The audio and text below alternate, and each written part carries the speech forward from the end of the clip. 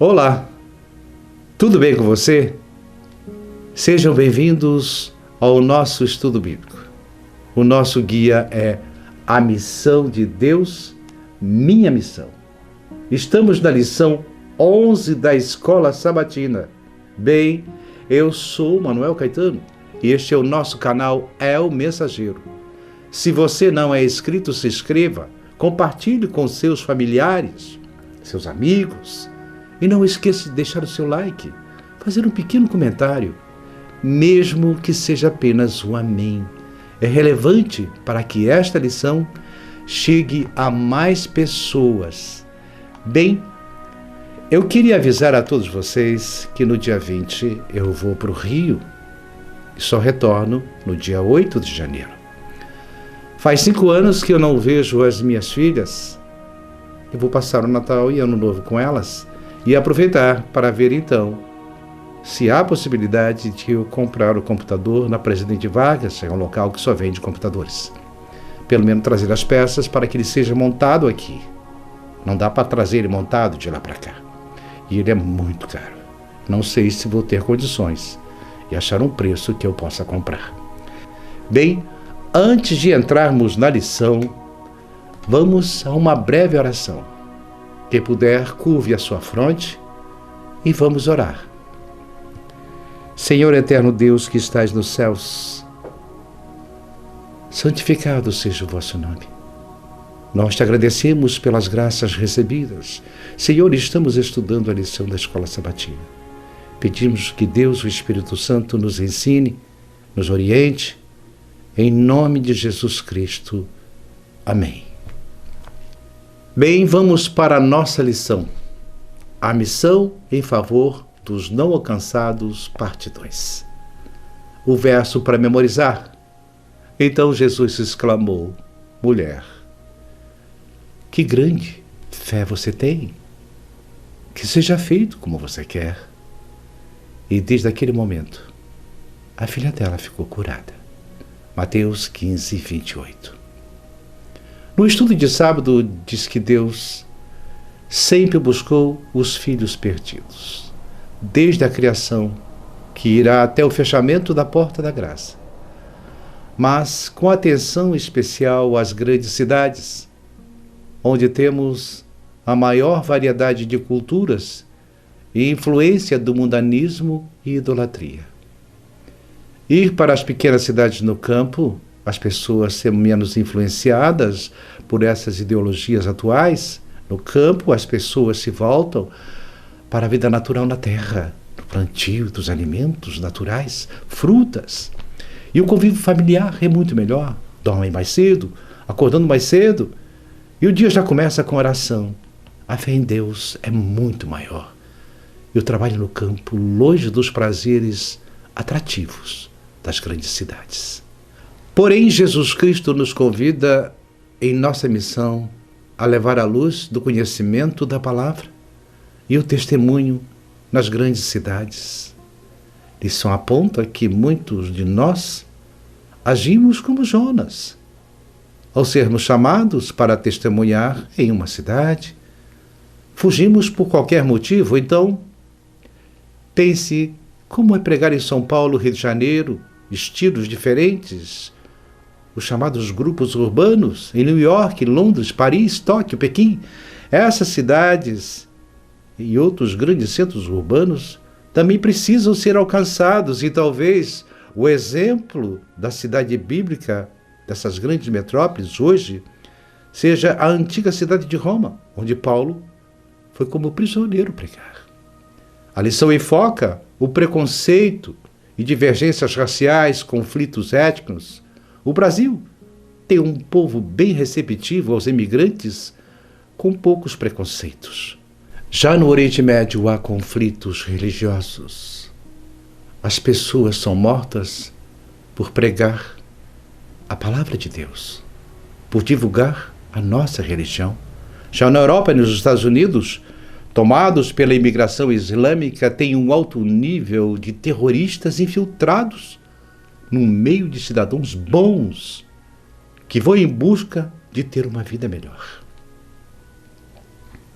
Jesus em seus ensinos que todas essas barreiras precisam ser quebradas e vencidas de uma forma amável e firme ao mesmo tempo.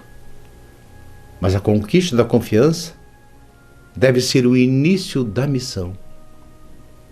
Então, vemos quantos milhões de pessoas existem nessas cidades e quanta literatura foi distribuída nas culturas ideológicas antibíblicas. Foram enraizadas. Temos muito trabalho pela frente em favor dos não alcançados. Então, nesta semana, vamos estudar a história bíblica de Cristo em Tiro e Sidom e tirarmos lições para a nossa vida. Vamos então para a parte de domingo. Missão em regiões estrangeiras. Jesus partiu com seus discípulos de Genezaré, Mateus 14:34, para a região de Tiro e Sidom, Mateus 15:21. Por que ele levou da Galiléia para esses lugares pagãos? Ele conduziu seus discípulos nessa expedição para essas regiões estrangeiras a fim de que pudessem aprender o que não aprenderiam tão facilmente na Galiléia. Ele queria ensinar aos seus discípulos lições que ajudassem a prepará-los para o seu chamado de alcançar todos os grupos de pessoas, inclusive os que viviam em áreas urbanas. Leia Juízes 3, 1-6, 1 Reis 5, 1-12, 2 Reis 11, 1-6. Como esses textos nos ajudam a entender um pouco do contexto dessas cidades. O povo de Deus tinha um estreito relacionamento com as nações pagãs que viviam ao redor.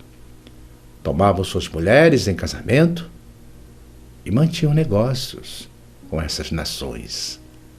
A influência negativa desses povos acabaram sendo uma pedra de tropeço para o povo de Israel.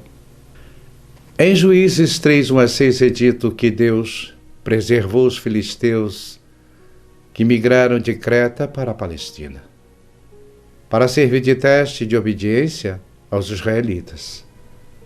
Mas falharam, casando-se com filhos e filhas dos filisteus e adoraram seus deuses pagãos. Em 1 Reis 5, 1-11, o rei Irão de Tiro mandou seus servos avisar o rei Salomão que o serviriam da melhor madeira do Líbano para a construção do templo. Embora os sidônios ainda eram influenciados pelo paganismo.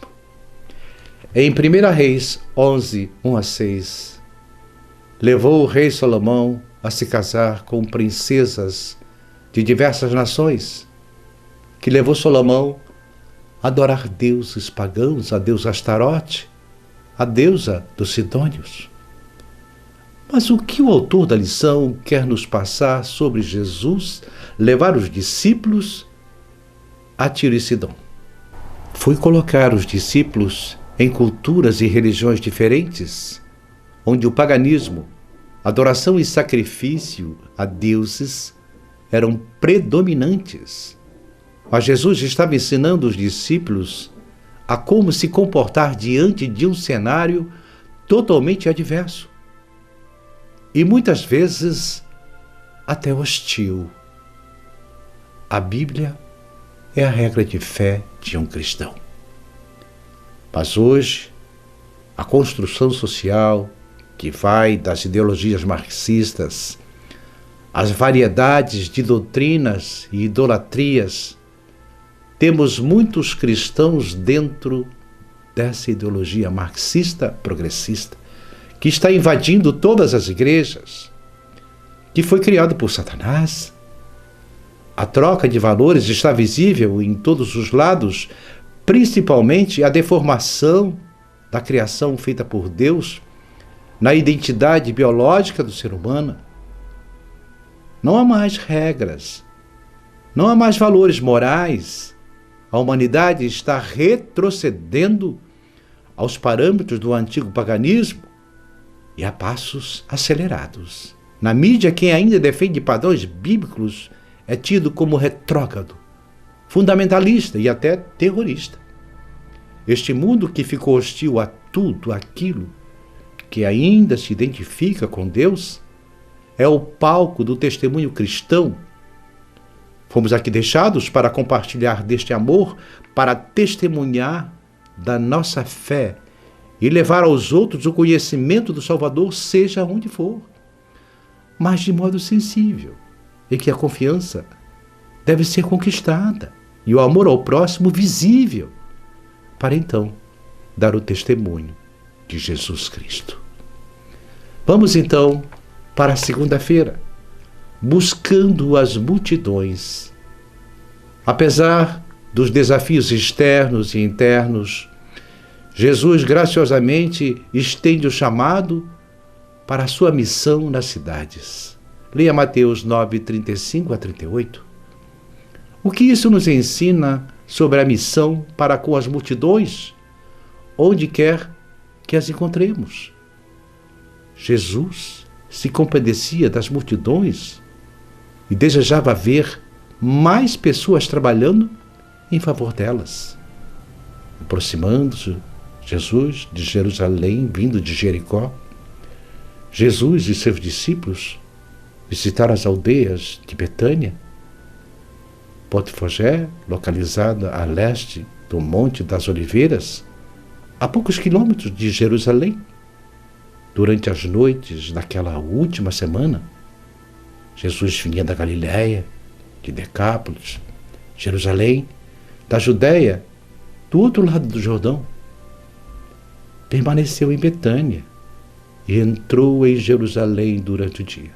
Porém, Jesus chora de dor e de dó ao anunciar a profecia para Jerusalém em Lucas 19, 14 a 44.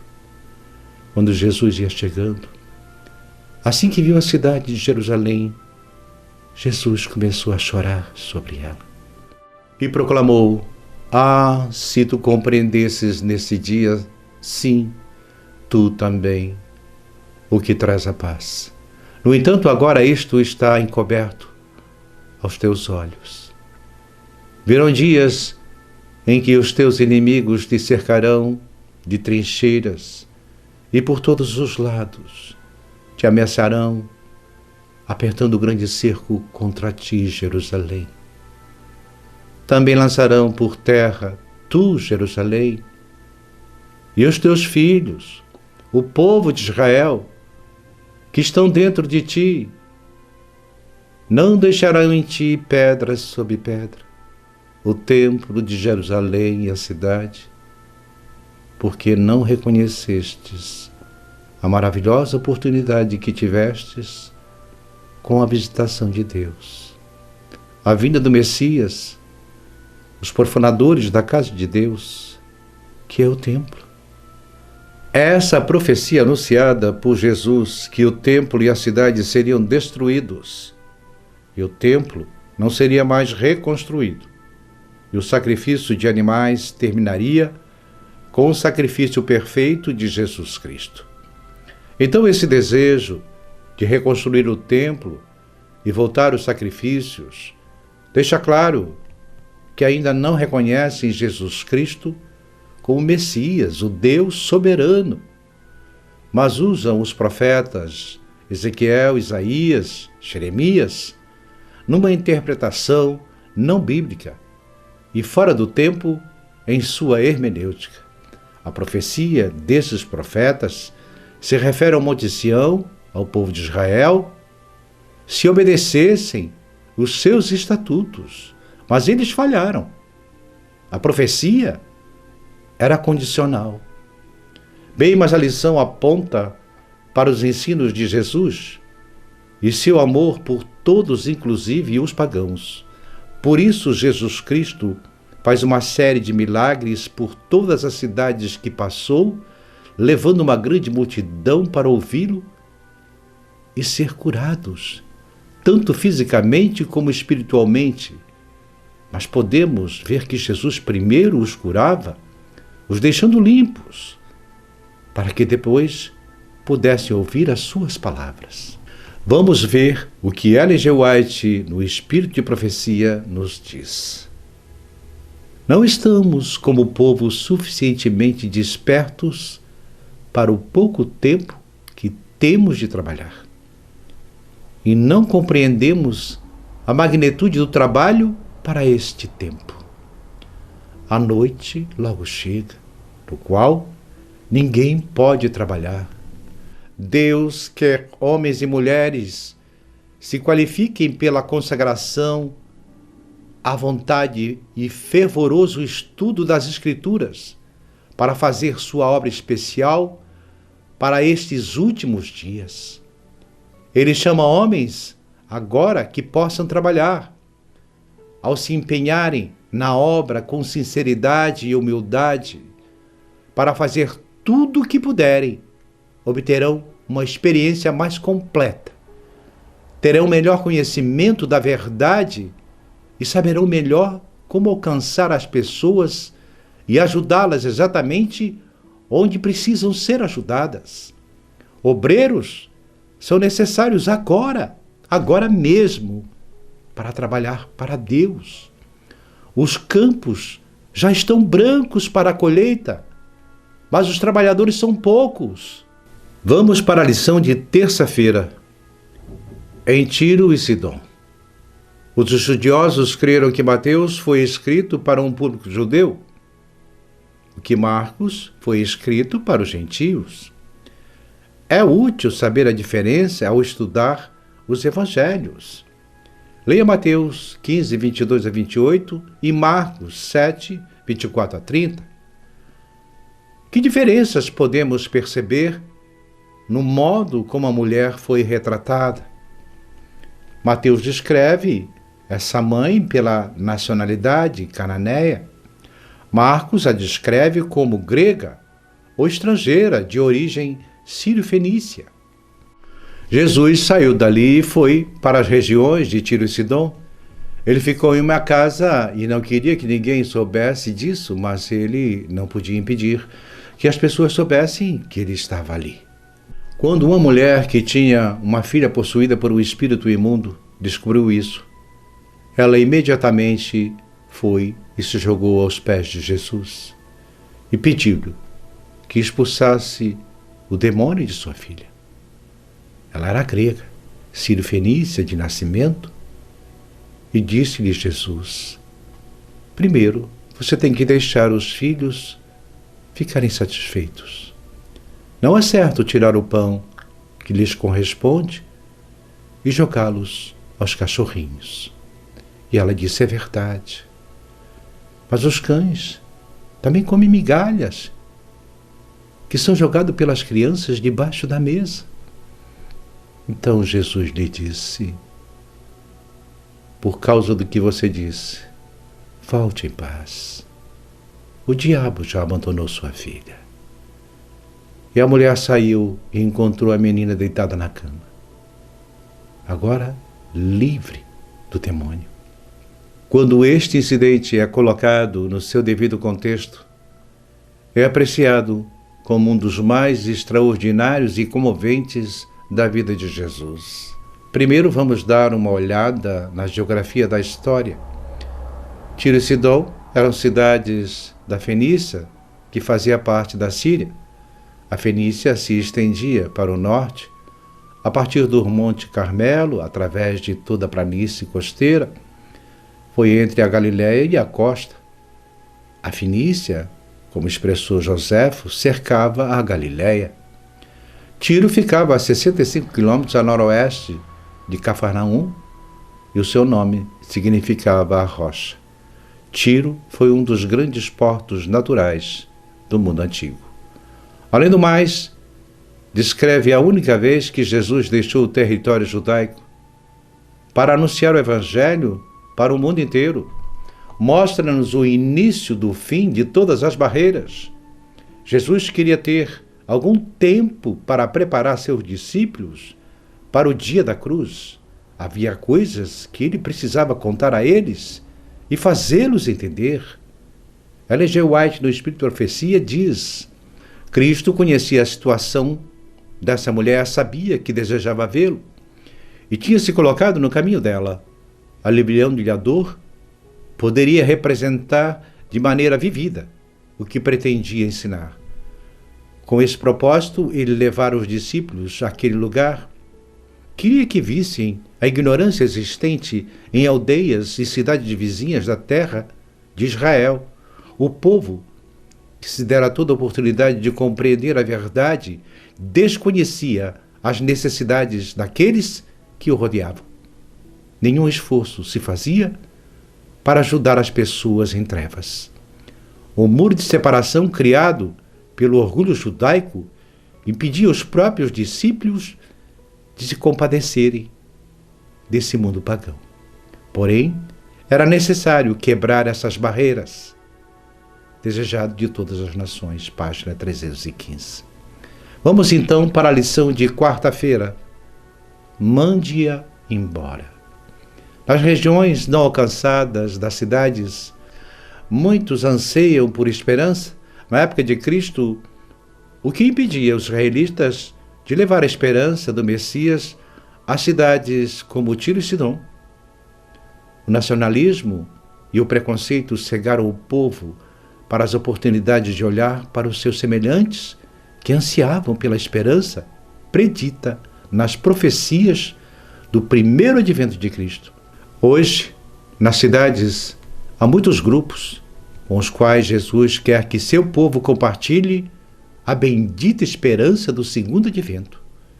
E assim, como Jesus não se importava com etnias, também não devemos nos importar.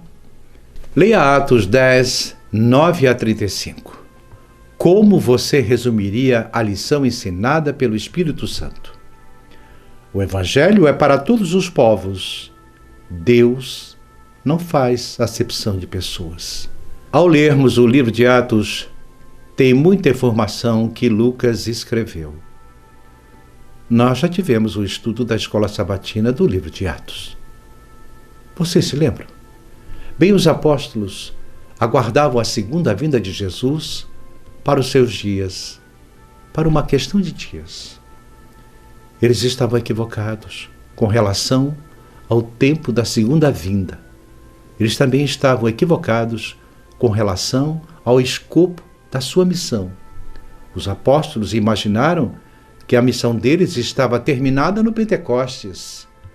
O livro de Atos não narra nenhum dos 12 saindo de Jerusalém para pregar. Ninguém saiu. O único que saiu foi Pedro. Mas foi ali na região de Cesareia, uns poucos quilômetros de Jerusalém, e voltou para Jerusalém, mas Pedro não vai para evangelizar ninguém.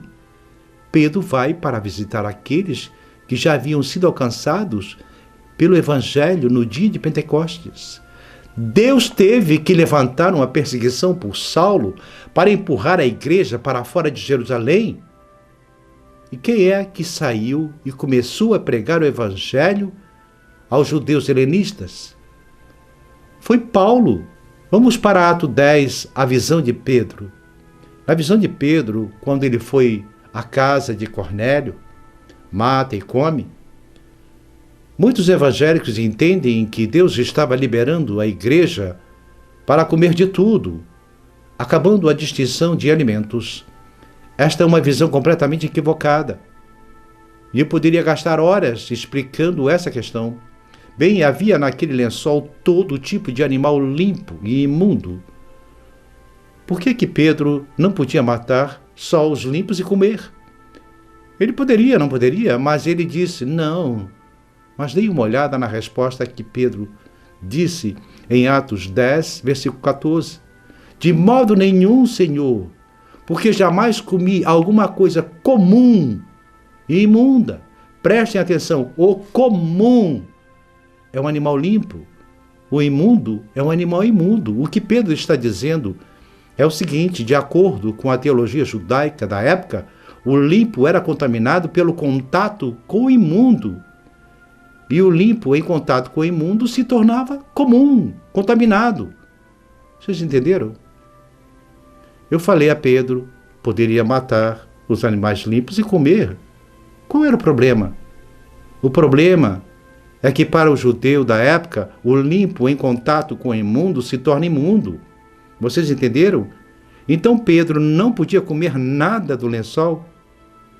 Na cabeça dele, os animais limpos haviam se tornado comuns, ou seja, haviam se contaminado pelos impuros.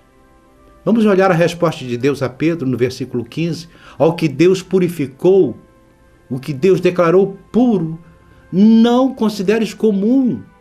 O puro continua sendo puro. O que Deus disse que é puro, é puro. Ele não se contamina pelo contato com o imundo. Então Deus aqui não está tratando do imundo. O imundo continua sendo imundo. O problema aqui é o limpo que os judeus da época achavam que em contato com o impuro se tornava impuro, se tornava comum. O foco de Deus é naquilo que é puro. O impuro continua impuro, o imundo continua imundo, mas as carnes limpas em contato com as imundas não se contaminam. No Antigo Testamento, as famílias podiam ter cachorros, gatos em casa, que são imundos, mas não contaminam. Jesus entrou em Jerusalém montado no jumento, que é impuro, e não se contaminou. O impuro não contamina pelo contato. Mas os judeus se tornaram tão obcecados no cumprimento dessas regrinhas que se uma carne limpa entrasse em contato com uma imunda, ele não comeria. E Deus está ensinando para Pedro: aquilo que é limpo continua limpo. Não torne comum aquilo que eu purifiquei, aquilo que eu declarei que é puro. Mas no fim das contas, o que Deus queria ensinar para Pedro? Que os gentios, que ele, Pedro, não se contaminaria por entrar na casa de um gentio, porque os judeus da época achavam que os judeus não poderiam entrar na casa de gentios, que se tornavam impuros. Pedro compreendeu tanto que ao entrar na casa de Cornélio, um romano gentio, e quando foram batizados, o Espírito Santo desceu sobre eles em línguas de fogo. Foi uma lição para Pedro, para ensinar aos seus irmãos judeus e a nós, que muitas vezes evitamos de entrar na casa de alguém porque fuma, bebe, ouve músicas mundanas, come carnes imundas naquele churrasquinho, até mesmo grupos. Mas é preciso se preparar para saber chegar nesses locais de uma forma alegre, amorosa, confiante, para só então, depois de obter toda a confiança, dar o testemunho de Jesus Cristo.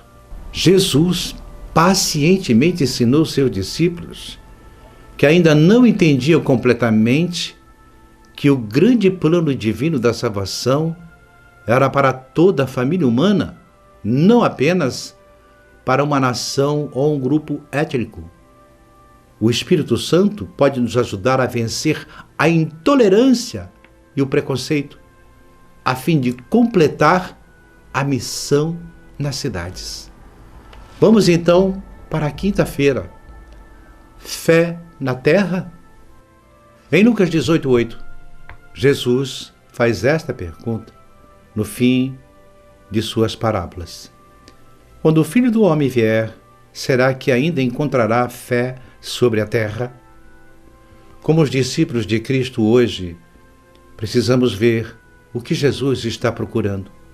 Nessa história vemos que Jesus está à procura de uma fé que resplandeça mesmo no meio das trevas.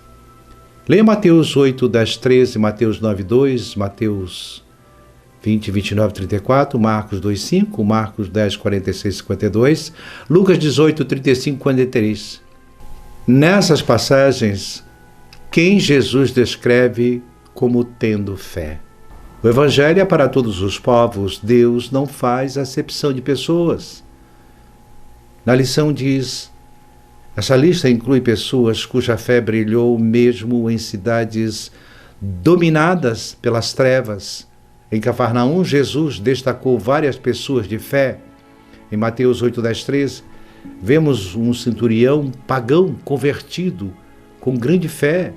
Encontramos 4 amigos cheios de fé que fizeram abertura no telhado para levar o amigo paralítico a Jesus. Mateus 2,9 e Marcos 2,5. Em Marcos 10 encontramos o cego Bartimeu, cuja fé resplandeceu em Jericó e que foi curado por Jesus. Entre aqueles quem os judeus classificavam de pagãos, encontrava-se homens que possuíam melhor compreensão das profecias da Escritura sobre o Messias do que os mestres de Israel.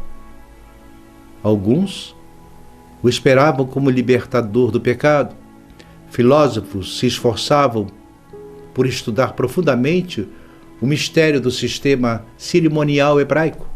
Porém, a intolerância dos judeus impedia a disseminação da luz, desejado de todas as nações. Jesus, o poderoso Salvador, morreu por essas almas.